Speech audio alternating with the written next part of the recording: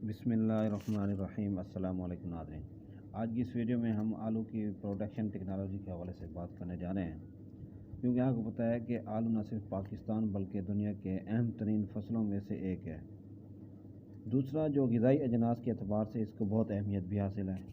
جو تیسری بڑی بات ہے جو کہ کھپت کے لحاظ سے گندم اور چاول کے بعد آلو ہی جو تیسری بڑی فصل ہے جو ہمارے لیے استعمال کی جاتی ہے۔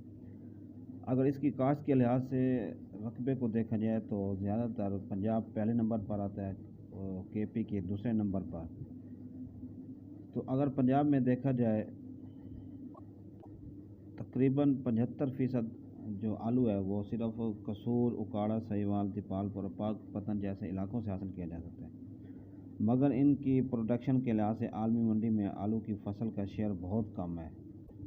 جبکہ اس کے ساتھ ساتھ جو ہماری زمینوں کے اندر اتنا پوٹینشل ہے کہ وہ پوری مسلم امہ کو اگر ایکسپورٹ کی اجازت مل جائے تو آلو کی سپلائی ہو سکتی ہے۔ تو اس کے علاوہ آج کی ویڈیو میں بات کریں گے کہ ہمارا عالمی منڈی میں شیئر کیوں کم ہے، اور اس کے ساتھ ساتھ آلو کو کیسے لگایا جا سکتا ہے۔ اگر کچھ کاشتکاروں کے سوال بھی آ رہے تھے کہ آلو کو کاٹ کر کیوں لگاتے ہیں کچھ لوگ، اور پھر بعد میں پورا بھی لگایا جاتا ہے اسے۔ اس کے علاوہ کھاد کون سی استعمال کرتے ہیں، جبکہ اکتوبر میں آپ نے دیکھا ہوگا کہ ٹمپریچر 30 ڈگری پر ہو جاتا ہے، تو یہ تقریباً جو آئیڈیل ٹائم ہے آلو کی کاشت کا سمجھا جاتا ہے، مگر آپ نے دیکھا ہوگا کہ جو ہمارے پنجاب کے علاقے ہیں یا جو میدانی علاقہ جاتا ہے وہاں دسمبر کے اینڈ میں یا جنوری کے شروع تک بھی جو آلو کی کاشت ہے وہ ہوتی رہتی ہے، مگر کیونکہ جو دسمبر والی کاشت ہے وہ بہت لیٹ ہو جاتی ہے تو اس میں موسم نے تھوڑی بھی رد و بدل ہوتی ہے، تو اس وقت اس پر لیٹ بلائٹ یا ارلی بلائٹ کا حملہ شروع ہو جاتا ہے، جس سے ہماری پوری کھڑی کی کھڑی فصل تباہ ہو جاتی ہے۔ جبکہ جو ہمارے خیبر پختونخوا یعنی کے پی کے علاقے جاتے ہیں، اس کے ساتھ ساتھ کوئٹہ، کیونکہ آپ نے دیکھا ہوگا کہ وہاں تو ٹمپریچر گرمیوں میں بھی 30 ڈگری سے اوپر نہیں جاتا، تو وہاں عموماً سارا سال آلو کی کاشت چلتی رہتی ہے، سوائے سردیوں میں چند ایک ماہ ہیں جو انہیں مسئلہ آتا ہے، ورنہ سارا سال آلو کی کاشت ہوتی رہتی ہے، جس سے وہ ہمارے پنجاب کی نسبت زیادہ منافع کما جاتے ہیں، جبکہ جب ہمارا پنجاب کا آلو آتا ہے تو وہ کوئٹہ یا کے پی کے والے نسبت ہاف ریٹ بھی حاصل نہیں کر سکتے۔ تو آج کے آپ بات کرتے ہیں کہ آلو کو کاٹ کر کیوں لگایا جاتا ہے، کیونکہ آپ نے دیکھا ہوگا کہ آلو کے اوپر آنکھیں موجود ہوتی ہیں، اللہ تعالیٰ نے ہر آنکھ کے اندر صلاحیت رکھی ہوتی ہے پودا بننے کی، تو کچھ کاشتکار اس کی کٹائی ایسے کرتے ہیں یا تو وہ اس کی آنکھیں جو وہ ڈیمیج ہو جاتی ہیں، کیونکہ اس کے اوپر والے پورشن پر زیادہ آنکھیں ہوتی ہیں اور نیچے والا جو بڑا ٹکڑا ہوتا ہے اس پر آنکھ ایک آدھ ہوتی ہے۔ کوشش کریں ان کو آپس میں برابر 4 ٹکڑوں میں کاٹیں کہ ہر ایک ٹکڑے پر ایک آنکھ تو موجود ہو، یا تو آپ ان کو رکھ دیں تھوڑی دیر کے لیے، کیونکہ جب یہ اسٹوریج سے نکالا جاتا ہے تو وہاں ٹمپریچر کم ہوتا ہے، باہر کا زیادہ ہوتا ہے، کوشش کریں کہ وہیں اگر ٹمپریچر تھوڑا زیادہ کر دیا جائے تاکہ اس سے ٹمپریچر برداشت کرنے کی صلاحیت پیدا ہو جائے۔ پھر جب اسے باہر رکھیں گے تو سائے دار جگہ پر رکھیں، کیونکہ کچھ لوگ پھر ان بوریوں کو اکٹھا ہی رکھ دیتے ہیں انبار لگا کر، ڈھیر لگا کر، جس سے وہ آلو کے خراب ہونے کا خدشہ ہوتا ہے، آنکھیں جو ہوتی ہیں وہ ڈیمیج ہو جاتی ہیں۔ کوشش کریں کہ ہر ایک بوری کو الگ الگ رکھیں تاکہ جو اس کی وہ ڈارمنسی ہے وہ ٹوٹ جائے اور اس میں جرمینیشن کی صلاحیت پیدا ہو جائے۔ تو جب وہ یہ ٹکڑے آلو کے کاٹ لیں تو اسے ہم 8 انچ یا 9 انچ کے فاصلے پر لگا سکتے ہیں۔ اس کے لگانے کے لیے ضروری ہے کہ زمین کا اچھی طریقے سے تیار ہونا بہت ضروری ہے، ایسا نہ ہو کہ زمین پاؤڈر فارم میں ہو یا پھر ڈیلے ہوں، درمیانے اچھی قسم کی ہو، اس میں آپ 2-4 ہل لگائیں، روٹا ویٹر چلائیں۔ اگر آپ کی زمین ہموار نہیں ہے تو تھوڑا بہت لیزر لیول کا ٹچ کر کے پھر آپ وہ پٹڑیاں بنائیں، کیونکہ جو لوگ پٹڑیاں بنا کر پھر اسے وہ تو لیبر کی مدد سے وہ آلو لگایا جاتا ہے، آج کل تو وہ ریجر مشین موجود ہے تو وہ خود بیج بھی گیرتی جاتی ہے اور ساتھ ساتھ وہ پلانٹر بھی بناتی جاتی ہے، اور ساتھ ہی سیڈ ٹریٹمنٹ کی صلاحیت بھی اس کے اندر موجود ہوتی ہے۔ تو اس کے ساتھ ساتھ وہ کچھ لوگ ہوتے ہیں وہ فاصلے کو جو مینول طریقے سے یعنی جو لیبر کی مدد سے لگاتے ہیں وہ فاصلے کو مد نظر نہیں رکھتے، تو جس سے ان کا جو آلو کا سائز ہوتا ہے وہ کم رہ جاتا ہے، کیونکہ جب وہ فاصلہ 8 انچ 9 انچ سے کم کر دیں گے تو آلو کا جو سائز ہے وہ موٹا نہیں ہوگا، وہ آلو پھر آپ سیڈ کی طرح ہی نکلے گا، تو کوشش کریں کہ فاصلہ اس سے کم نہیں ہونا چاہیے۔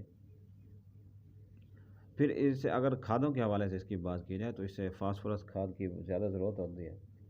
اگر ہمیں کوئی روڑی مل جائے، جس طرح مرغیوں والی پولٹری فارم ہوتی ہے، وہ اگر مل جائے تو وہ اگر اس کے اندر استعمال کی جائے تو وہ ڈی اے پی کی نسبت وہ بہتر ہے۔ اس کے ساتھ ساتھ نائٹروفاس کو استعمال کیا جائے، اور امونیم سلفیٹ ہر لوگ اپنے علاقے کے لحاظ سے، اپنی زمین کی نوعیت کے لحاظ سے مختلف کھاد استعمال کرتے ہیں۔ اس کے علاوہ جب اس کے اندر آلو بننا شروع ہو جائے تو اس وقت کوشش کریں کہ جو پوٹاش کا استعمال ہے وہ بہت ضروری ہے۔ اگر آپ پتوں کے ذریعے یعنی سپرے کر کے دیں، یا آپ پانی کے ذریعے فلڈ کر کے جڑوں کی مدد سے پوٹاش دیں، تو اسے اگر پوری بوری دینے کی بجائے 2-3 قسطوں میں دی جائے تو وہ زیادہ فائدہ ہوگا، بلکہ اس کے استعمال سے اس کا جو آلو کا جو ہمارا سائز ہے وہ بڑھے گا۔ دوسرے اس کی جو خوبصورتی یا رنگت ہے اس میں بہتری آئے گی، کیونکہ خوبصورت اور اچھے سائز والا وہ آلو ہے اس کو پسند کیا جاتا ہے۔ اس کے علاوہ اگر ہم سیڈ کے حوالے سے بات کر لی جائیں کہ کتنا سیڈ استعمال ہوگا، اگر ایک ہمارا اچھا درمیانے سائز والا آلو ہو تو وہ تقریباً 25 سے 30 بیگ 50 کے جی والی پر 1 ایکڑ میں استعمال ہو جاتے ہیں۔ تو جو لوگ کٹنگ کر کے لگاتے ہیں تو وہ تقریباً 20 بیگ 50 کے جی والی تقریباً لگ جاتے ہیں، کیونکہ اس سے ایک تو کٹنگ کرنے کی وجہ سے وہ بیج زیادہ بڑھ جاتا ہے اور آسانی سے 1 ایکڑ میں پورا ہو جاتا ہے۔ تو جب یہ بیج کھلانے کے بعد آپ آلووں کے اوپر اچھے طریقے سے مٹی چڑھانی چاہیے، تاکہ ریجر کی مدد سے، تاکہ جتنی بڑی کھیل ہوگی یا اس کے اندر جو آلو کی صلاحیت ہے، اس سے آلو کے موٹے ہونے کے چانس زیادہ ہے، کیونکہ اگر کھیل چھوٹی ہوگی تو وہ اس میں صحیح طریقے سے آلو بنے گا نہیں۔ اس لیے کوشش کریں کہ 2.5 فٹ پر جو کھیلیں ہیں وہ بنانی چاہیے۔ اس کے علاوہ جب پانی لگا رہے ہوں تو اس وقت بہت احتیاط کرنی چاہیے، کیونکہ اکثر کاشتکار آپ نے دیکھا ہوگا کہ وہ پانی کھیلیں بھر کر لگا دیتے ہیں، کیونکہ پانی جب کھیل آدھی رہ جائے تو اس وقت پانی جو وہ بند کر دینا چاہیے، کیونکہ بیج تک جسٹ اس کی نمی پہنچنی چاہیے، تو اس تک پانی نہیں پہنچنا چاہیے، کیونکہ اس سے پانی پہنچ جانے سے بیج تو خراب نہیں ہوگا، جو اس کی جہاں وہ گرو کر رہا ہوتا ہے وہ جگہ سخت ہو جاتی ہے، پھر آلو کے جو موٹا پن ہے وہ نہیں ہوتا، آلو باریک رہ جاتا ہے، زمین سخت ہونے کی وجہ سے آلو موٹا نہیں ہو سکتا۔ اس لیے آپ نے دیکھا ہوگا کہ ہم نے بھی اکثر آبزرو کیا، جو آلو مشین یعنی پلانٹر کی مدد سے کاشت کیا جاتا ہے اس کی پیداوار اور جو آلو کا سائز ہے وہ کم رہ جاتا ہے، اور جو ہاتھ کی نسبت جو ہاتھ لیبر کی مدد سے وہ جو سیڈ لگایا جاتا ہے اس آلو کی جو پیداوار ہے وہ بھی زیادہ تھی، اور جو آلو کی سائز تھا اور شکل خوبصورت وہ بھی اچھی تھی۔ تو اس لیے کوشش کریں کہ پانی کو حساب سے لگائیں، تاکہ اس تک جسٹ نمی پہنچ سکے، پانی سیڈ تک نہ پہنچ سکے، تاکہ وہ جگہ سخت نہ ہو۔ اس کے علاوہ جڑی بوٹیوں کے حوالے سے بات کی جائے تو جو جڑی بوٹیاں ہیں، آپ نے دیکھا ہوگا کہ سردیوں میں آلو کو تقریباً 18-20 دن لگ جاتے ہیں جرمینیشن ہونے میں، تو ٹمپریچر گرم ہو تو جڑی بوٹیاں تقریباً 12-14 دن میں اگ جاتی ہیں۔ تو اس وقت آپ جڑی بوٹی مار زہر سپرے استعمال کر کے وہ اس سے آپ آلو کی فصل کو جڑی بوٹیوں سے بچا سکتے ہیں۔ اگر اس کے بعد جڑی بوٹی اگ بھی آتی ہے تو جب پودے کا سائز بن جاتا ہے تو وہ اسے کور کر لیتے ہیں، جڑی بوٹیاں اگ ہی نہیں پاتی، وہ نیچے رہ جاتی ہیں۔ اس کے علاوہ اگر اس پر سپرے کے حوالے سے بات کی جائے، کیڑے مکوڑے اور فنجی سائڈ کے حوالے سے، کیونکہ اب جو لوگ دسمبر جنوری میں لگا رہے ہیں تو اس وقت موسم ٹمپریچر نارمل ہوتا ہے، اور جو اس پر بیماریاں ہوتی ہیں وہ تقریباً فروری سے ہی شروع ہوتی ہیں۔ تو کوشش کریں کہ آپ نے بیماری کا انتظار نہیں کرنا کہ بیماری آئے گی تو سپرے کریں گے، آپ وقتاً فوقتاً احتیاطاً جو تیلے کے خلاف ہے وہ سپرے کرتے رہیں، جس طرح میڈاکلوپریڈ ہے یا سیٹا میپریڈ ہے